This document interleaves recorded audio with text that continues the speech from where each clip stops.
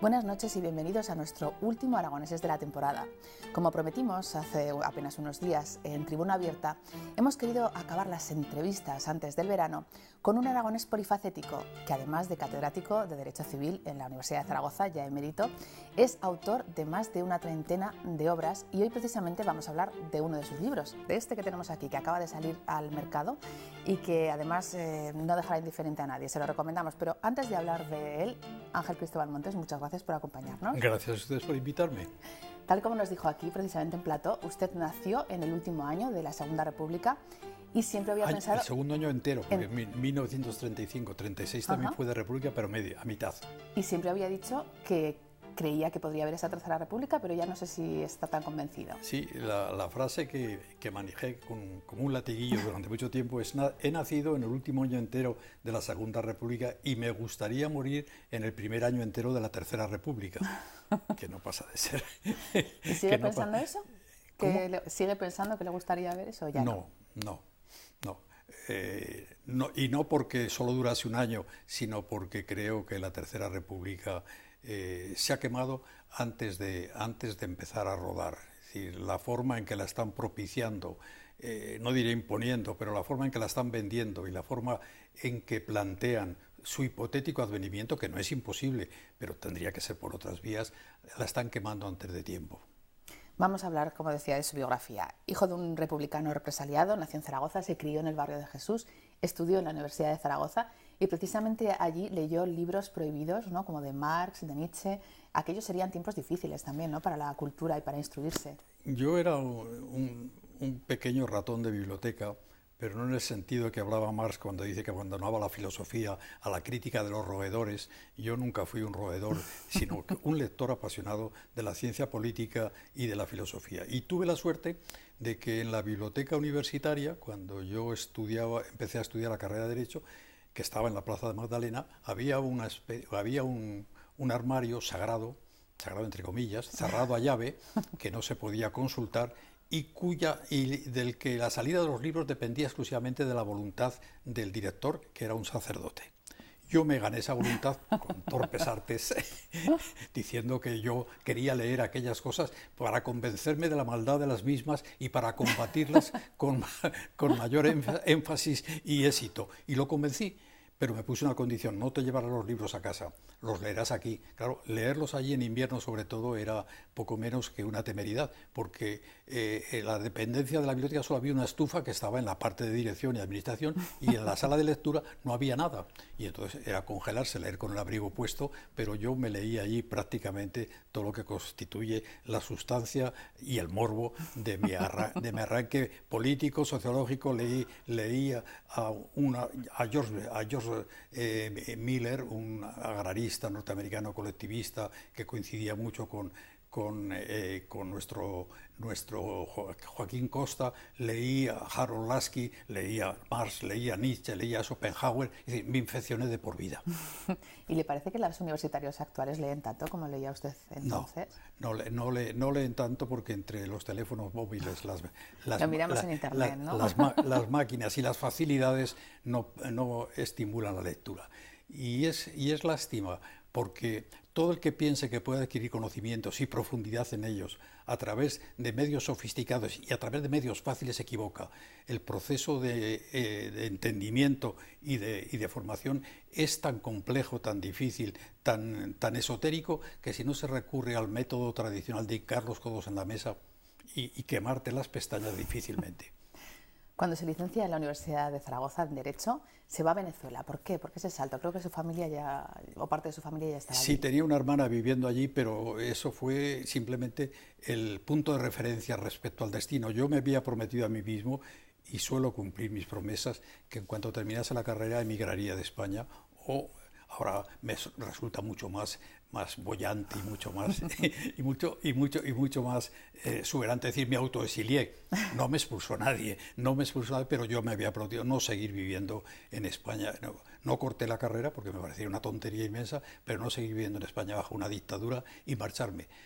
Me hubiera marchado a donde fuera, a cualquier sitio menos aquí. y entonces tenía una hermana viviendo en Venezuela, me permitió, porque allí no se podía emigrar libremente, hacía falta visado, me permitió la obtención de un visado y un buen día, 4 meses después de terminar la carrera, me planté en Venezuela y 5 meses después estaba dando clase en la Universidad Central de ese país. Dando clases y ya empezó a combinar esa docencia con la política, porque fue asesor ministerial, Sí, proyectista de leyes, sí. lo combinó con ser catedrático en la Universidad Central de Venezuela y la Católica de Andrés Bello. ¿Qué recuerda de aquella época? Pues primero tenía 24 años y los recuerdos de la adolescencia, juventud, son siempre gloriosos. Pues la naturaleza no se equivoca. Aristóteles decía que natura non facit frustra, no hace nada inútilmente, y cuando nos da la juventud nos lo da a todos los efectos y con todas las consecuencias. Eso por un lado, pero por otro lado me permitió tocar el cielo con los dedos de la mano. Yo que huía de la dictadura, de la ausencia de libertad, de la proscripción del pensamiento libre y de la persecución de la idea, llegar a un país que el año anterior, 1959, que el año anterior había derrocado por la fuerza del pueblo al último dictador, el general Marcos Pérez Jiménez, y había instaurado una democracia de la mano de un conductor democrático nato, el gran Rómulo Betancourt, el tigre, el tigre ahora no recuerdo exactamente, el tigre de Portuguesa, porque Portuguesa era su estado de nacimiento, una democracia limpia, pura, con unos hombres que hablaban como los dioses, con unos hombres enardecidos, que no se ensuciaban con nada, que se brindaban, que se prestaban al pueblo y que enardecían al pueblo. Yo, por ejemplo, en las elecciones de 1959 venezolanas, vi personalmente a Fidel Castro, que vino a la Plaza del Silencio de Caracas a dar un gran mitin, porque Fidel Castro entonces no era comunista todavía, era demócrata, de izquierdas, pero demócrata. Entonces, vivir aquello a mí me parecía imposible. Palpar aquello, participar en aquello, sentir lo que es la emulsión democrática y lo que es el juego de la libertad y el impulso de las ideas y de la creación política, me pareció que ya nunca más volvería a tener nada parecido, y así fue. Pero en esa época soñaría que eso se pudiera producir en España también, supongo. Hombre, soñaba, no, rabiaba porque eso se pudiera producir en España, y además pensaba que, y luego sucedió así, que de producirse en España tendríamos una democracia tan limpia como la tuvieron los venezolanos el año 59, y en buena medida fue así. Estuvo 13 años viviendo allí y supongo que todavía sentirá cierta pasión por lo que ocurre en Venezuela. Bueno, yo siempre digo que es mi segunda patria, y no en sentido figurado, sino en sentido real. Yo, como quería participar en la política allí también, porque tenía el morbo político, me naturalicé venezolano al año de llegar y fui venezolano desde el año 1960 hasta 1975, ya regresado a España. Y entonces, claro, me afilié a un partido, Acción Democrática, voté en las elecciones de Raúl León y las segundas elecciones democráticas en Venezuela, y participé activamente en la política. Vuelve a España en 1972, ¿por qué? Pues porque soy un despistado. Se equivocó, no quería. O porque, como dice mi mujer, porque no he tenido nunca los pies en el suelo y no he tenido sentido de la realidad, porque yo estaba en Venezuela en aquel momento en una situación casi óptima, casi impensable.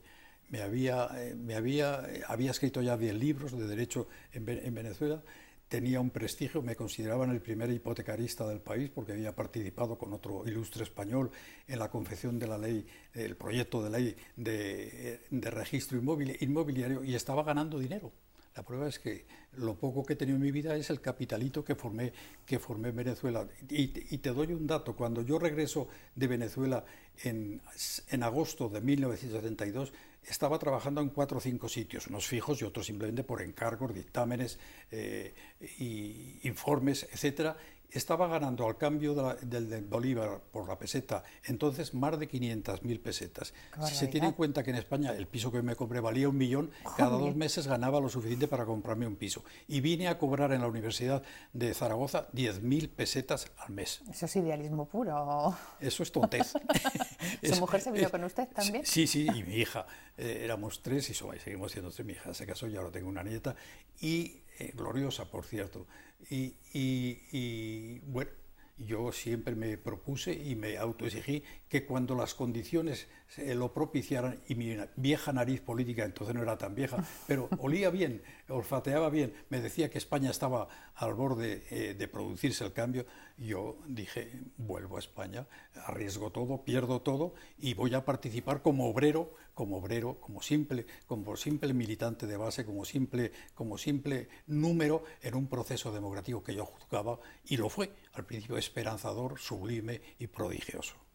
Usted militó primero en el PSOE, luego en CDS, por último en el PP y además... No, en el CDS no llegué a militar nunca. Fui en las listas del CDS en las elecciones de 1983 como independiente. No llegué a militar nunca.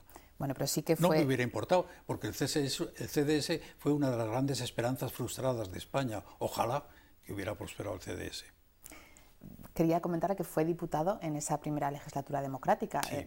Se añora mucho de esa época. ¿Fue tan maravillosa como se recuerda ahora? No es que fuera maravillosa, es que fue única. Yo todavía tengo grabada en la retina la constitución de las primeras Cortes, después de las elecciones en julio del 77, y la constitución de la mesa de edad antes de elegir la mesa democrática, la mesa electiva, se constituyó una mesa de edad. Y en esa mesa de edad la presidía nada más y nada menos que Dolores Ibarruri, la pasionaria. Ver en el centro del hemiciclo, en el proscenio, sentada una mujer que habría tenido todos los defectos del mundo, pero que era todo un mensaje, que era todo un poema y que era toda una premonición de la España pasada y de la España futura, verla con su rostro severo, su pelo cano y su vestimenta negra de sudario, y a su lado, sentado a Rafael Alberti con una chaqueta comprada en Italia de 1000 colores, Uno miraba que dice, no es posible, y era posible. Se ha hablado mucho sigue hablando de las reformas de la Constitución. ¿Se hizo una Constitución para que fuera para siempre o realmente también tendría que haber sido reformando conforme cambiaban los tiempos? Las constituciones nunca son para siempre, por dos razones. Primero, porque son, como decía Thomas Jefferson, son documentos vivos, y lo que es vivo se desarrolla, crece y muere, envejece y muere. Primero porque son documentos vivos, y segundo porque, según decía el mismo Thomas Jefferson, los pueblos necesitan de vez en cuando una pequeña revolución, igual que la naturaleza necesita de vez en cuando una tormenta. Pues bien, nunca se pensó que aquello sería una constitución para siempre. Fue una constitución del momento, nació un poco vieja, porque se inspira en dos textos, el texto de la Ley Fundamental Alemana del 49 y la Constitución Italiana del 47, que ya estaban un tanto de modé, y en la Constitución nueva de la Quinta República Francesa del 58, y nace un poco vieja y demasiado clásica.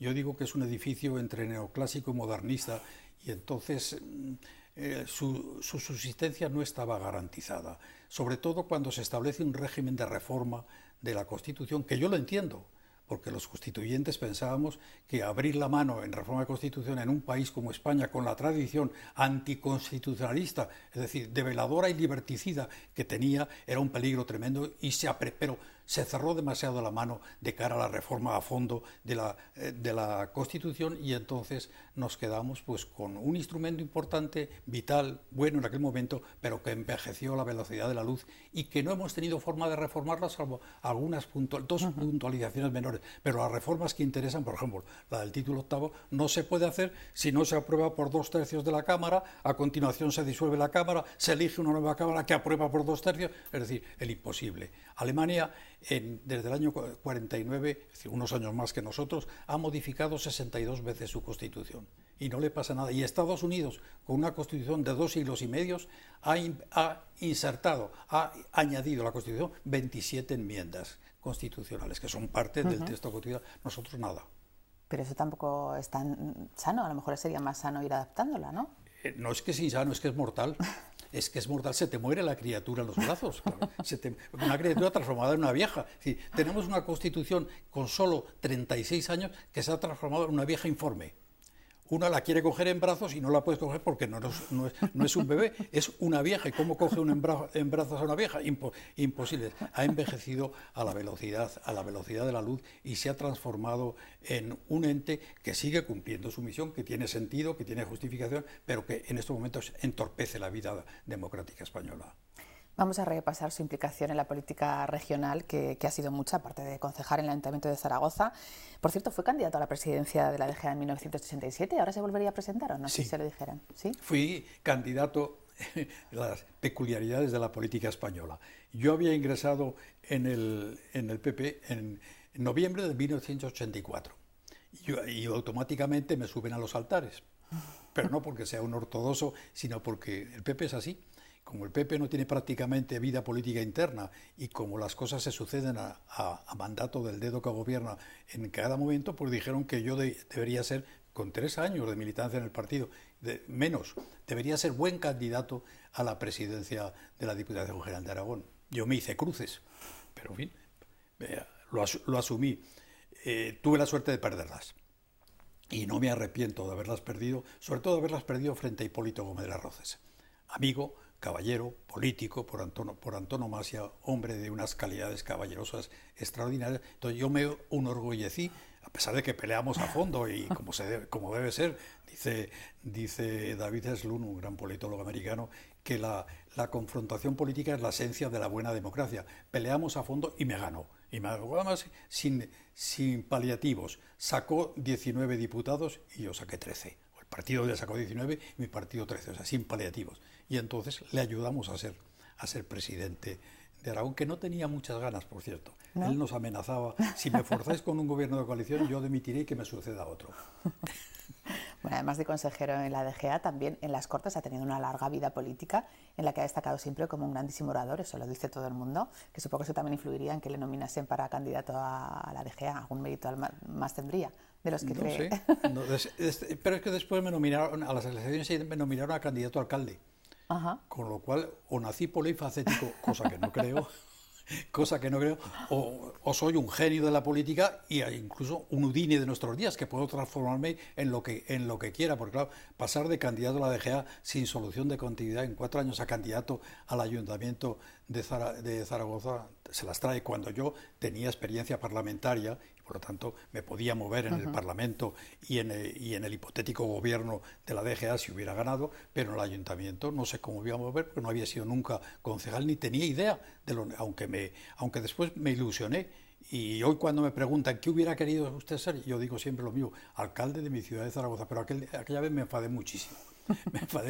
Y fue una designación estratégica, entre comillas, del señor Aznar, siempre el dedo en el PP, que dijo, no, como ha sacado relativos buenos votos en la selección del 87, mandémosle al ayuntamiento, y como hay una regla al parecer de oro, o simplemente dorada, de que en las elecciones municipales y autonómicas el que vota a un candidato al municipio vota a otro candidato del mismo partido en las Cortes, pues entonces Aznar tenía un candidato preferido, que era el señor Santiago Lanzuela, y entonces decía que vaya Cristóbal de mula, de soporte, que vaya de elemento de arrastre para conseguir votos al ayuntamiento, que esos votos pasarán después al preferido del momento, que era Santiago Lanzuela. Pues ni una cosa ni la otra. Ni yo salí alcalde, me derrotaron olímpicamente y esa sí me dolió.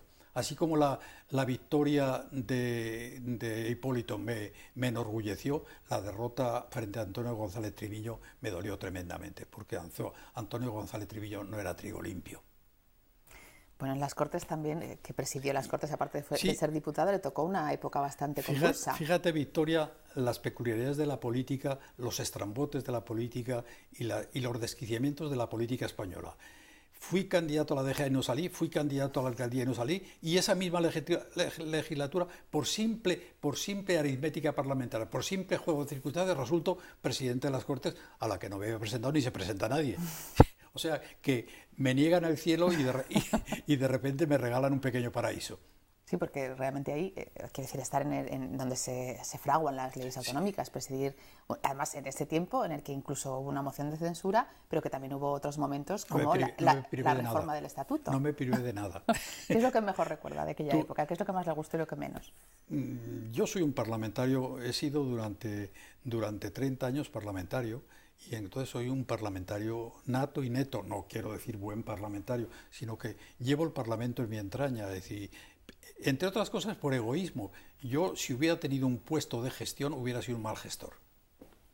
como no he podido nunca ser un buen abogado porque no soy capaz de entusiasmarme con los intereses crematísticos de unos hipotéticos clientes. A mí me venía un cliente, ejercí un tiempo en Venezuela, y me decía, es que me deben $500.000 de bolívares y no me los pagan. Y yo le respondía, ¿y a mí qué?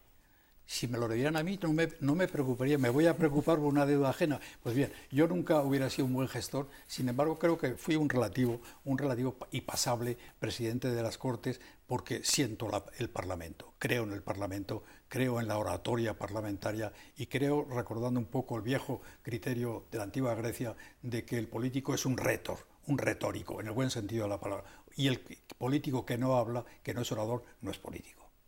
Vamos a hablar ya de su libro, porque es que al final no nos va a dar tiempo, si no. Vamos a explicar el germen de este libro. En esa treintena de libros que usted ha escrito, sobre todo pues, de Derecho, treintena no, de Política... Ese es el libro 41. 41, pues entonces y ya está escrito el 42, aunque no publicado. Bueno, pues comentaba que en 1993 publica el antecedente de este libro, que era La democracia en España sobrevivirá. Aquí, en 2014, se publica este libro. La democracia no ha sobrevivido. El título no puede ser más duro. ¿No ha sobrevivido la democracia? Pero tú has señalado en la causa la trabazón.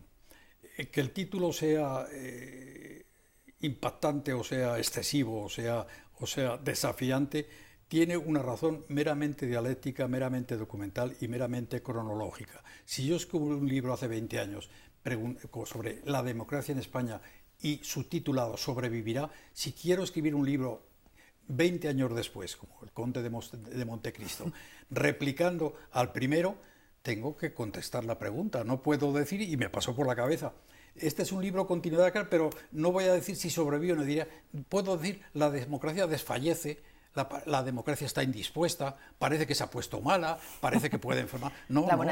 Yo tenía que, ante la pregunta ¿sobrevivirá?, tenía que contestar, ¿ha sobrevivido o no ha sobrevivido? Si dijera ha sobrevivido al 100%, mentiría. Si dijera que ha muerto al 100%, mentiría también, pero mentiría menos.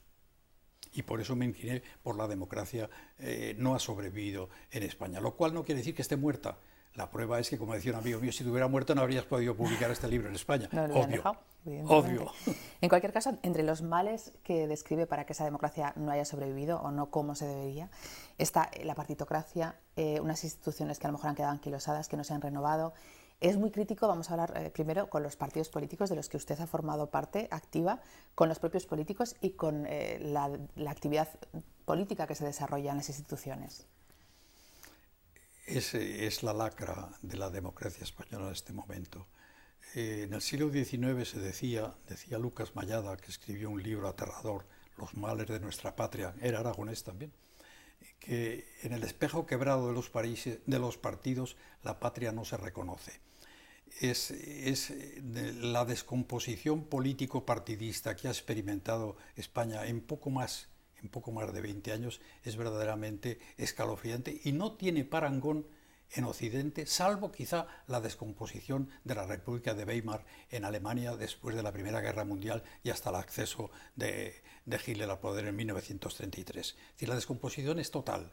Los partidos han degenerado a la velocidad de la luz y se han transformado simplemente en caricaturas, en retratos burdos y sardónicos de lo que es y debe ser un partido político. Es decir, nuestros partidos políticos, y me estoy refiriendo a los dos, antes los llamaba grandes, ahora ya no los llamo grandes porque no son grandes, a los dos mayores o principales partidos políticos, el PSOE y el PP, son una auténtica caricatura de lo que debe ser un partido en una democracia moderna, en una democracia avanzada y en una democracia seria y enraizada. Es decir, no se parecen en nada.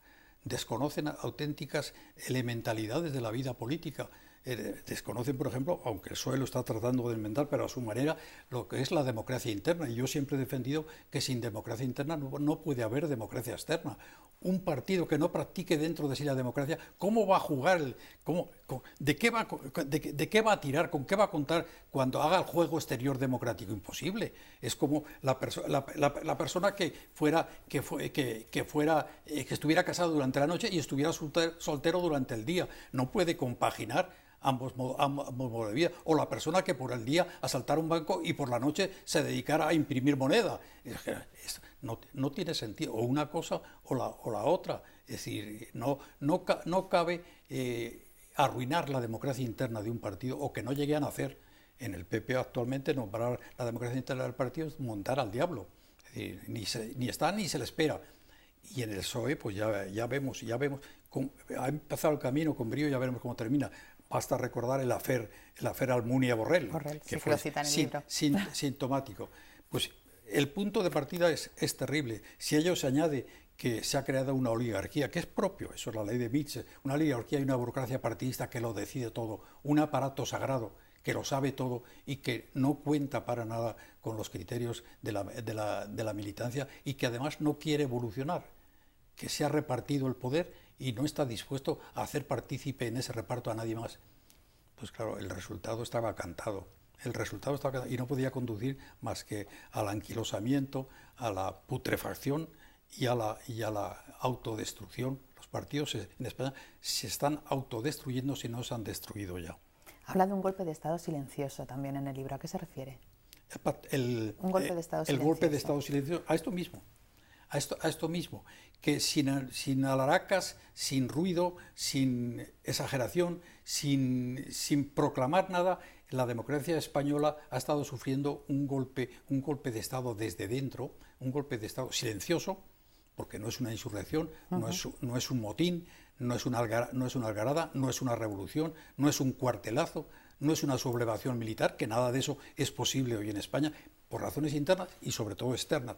Pero poco a poco se han ido horadando, decayendo, frustrando y desapareciendo lo que son los hilos conductores del fenómeno democrático, las piezas insustituibles y los elementos. ¿Qué elementos son estos? 3 elementos. Los hemos tenido en precariedad durante algún tiempo, pero se están cayendo, se están deshaciendo entre nuestras manos día a día en un golpe de Estado que yo llamo silencioso, porque no se ve en la calle, no se oye, no hay gente atacando a nadie, sino que es mecánico. Se puede traducir en un descontento también de la gente que deja de creer mecánico en el sistema. y constante, fruto, claro, genera el efecto que luego señala, el desafecto y la desafección. Pero esos 3 mecanismos que se nos están ahora dando, si queda ya algo de ellos, son la condición de ciudadano. Hoy día encontrar un ciudadano auténtico en España habría que comprarse una lupa muy grande, porque la gente ya no siente eso que a nosotros nos apetecía tanto en los años 70, es decir, llegar a ser ciudadanos. Hoy no apetece ser ciudadano porque indica que el ciudadano es el tonto. En el sentido de que se implica, una persona implicada en el ciudadano es el sentido que, como dice Turén, la persona que toma sobre sus hombros la responsabilidad democrática, que asume la responsabilidad. El ciudadano es el que se compromete, el que participa, el que asume como propia la tarea política y está dispuesto a pagar el precio que sea. Nadie como Habermas, el gran filósofo alemán, yo creo que lo definió la condición de ciudadano alemán de nuestros días, que dice, los ciudadanos son personas razonantes, y te pido que mentalmente lo vas trasladando al caso español, razonantes, informados y capaces de discutir los asuntos públicos como contrapeso del poder político. ¿Dónde están esas joyas en España? Habrá, pues sí, lo que se calcula un 5%, pero es que en cualquier país moderno hay un 15, un 20, un 25 y hasta un 30%. En cualquier democracia asentada con un 5% no se va a ningún sitio. Pues nos faltan ciudadanos, nos falta opinión pública, que es consecuencia obligada. Si no hay ciudadanos, ¿cómo va a haber opinión pública? La opinión pública es vital. Simón Bolívar decía que era el primer poder político. Sin opinión pública la democracia es una entelequia, es mentira, no puede existir. Y finalmente nos falta educación cívica, lo que los ingleses llaman la educación política de la democracia. Sin educación cívica, sin conciencia de que la democracia implica no solo derechos, sino también deberes y obligaciones. Aquí pregúntale a cualquiera, ¿qué deberes políticos tienes tú? Ya no me insultes, pero si le preguntas qué derechos, todos. Claro, con esos factores el golpe de Estado es una realidad. Dedica un capítulo entero a analizar si los españoles estamos preparados o no para vivir en democracia, para aceptar esa democracia. ¿Cree que sí o que no? Ya estamos casi fuera de tiempo, pero es que se nos quedan tantas cosas en el tintero. ¿Cree que no estamos preparados o sí? Esa falta de democracia, de ciudadanía es lo que nos impide vivirla. Es una pregunta un poco polémica y un poco con trampa. En condiciones adecuadas, claro, que podríamos ser sujetos activos de una democracia, porque al fin y al cabo somos occidentales y por nuestra historia, por nuestros genes, por nuestra condición peculiar a veces, pertenecemos al gran sustrato, una gran magma democrático de Occidente, que es la forma política por antonomasia moderna de Occidente. Por lo tanto, en principio, habría que contestar que sí. Ahora, a la vista de los hechos, porque tenga usted en cuenta, Victoria, que no es que del año 93 o 94 hasta acá vengamos fracasando en la democracia. Es que llevamos 2 siglos.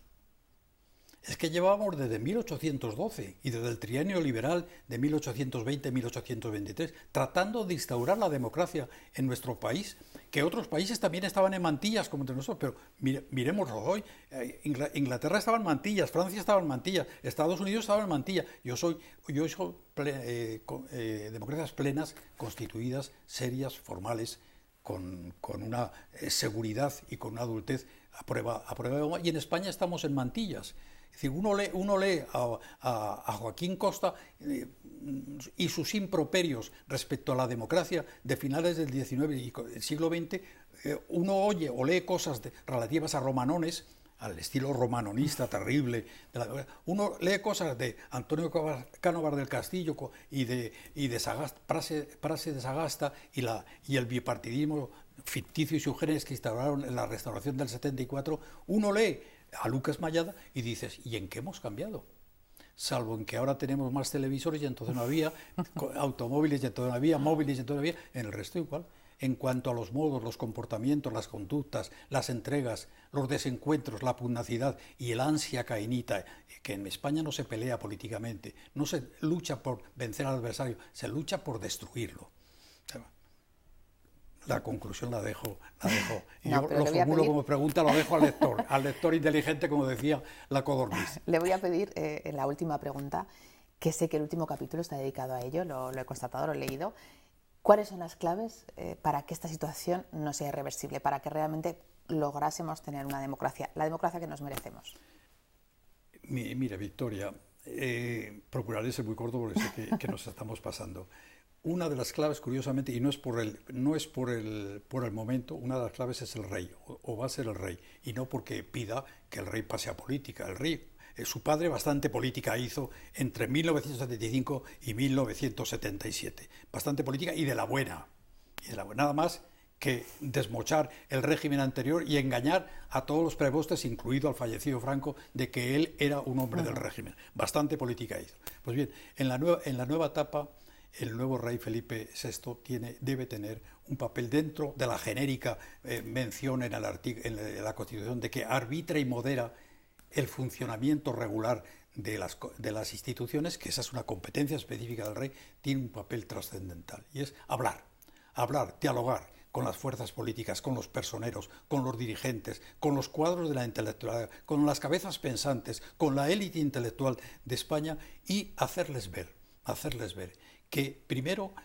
hay que modificar el modus operandi de la política y hay que ir ante grandes males a grandes remedios, a situaciones drásticas. Yo defiendo en el libro a ultranza la constitución de un gran gobierno de coalición entre el PP y el PSOE, en el que se plantee como cuestión fundamental la reforma en profundidad de la Constitución, para que se salven los que hoy son por lo menos tres obstáculos fundamentales, 3 o 4 obstáculos fundamentales que están impidiendo la plena lozanía y el desarrollo de la Constitución. La reforma del Senado, la reforma del Tribunal Constitucional, la reforma del sistema electoral, acabar con un sistema proporcional casi puro que tenemos, acabar con la provincia como circunscripción electoral y pasar a los distritos electorales, y sobre todo y fundamentalmente establecer de una vez por todas que nos planteamos una reforma a fondo de la Constitución en lo que constituye el meollo y la clave de su fracaso, que es el título 8º de la Constitución, del cual se ha llegado a decir por un hombre tan ponderado como Santiago Muñoz Machado, que constituye un fracaso sin paliativos, porque el régimen de descentralización política en la que creí y sigo creyendo y en la que trabajé con toda la convicción se está comiendo prácticamente España.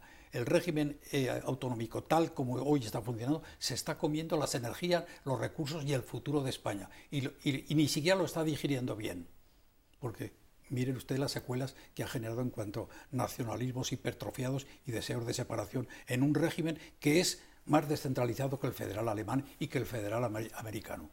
Pues no tenemos tiempo para más, podríamos seguir hablando horas. Espero que alguien recoja todos esos consejos que están muy bien analizados y que además se recogen en este estupendo libro. Un placer tenerte aquí. Igualmente. Es un privilegio estar en esta emisora y tenerte a ti como entrevistadora porque le dejas a uno hablar todo lo que quiere. Bueno, y lo diriges muy bien. Pues muchísimas gracias.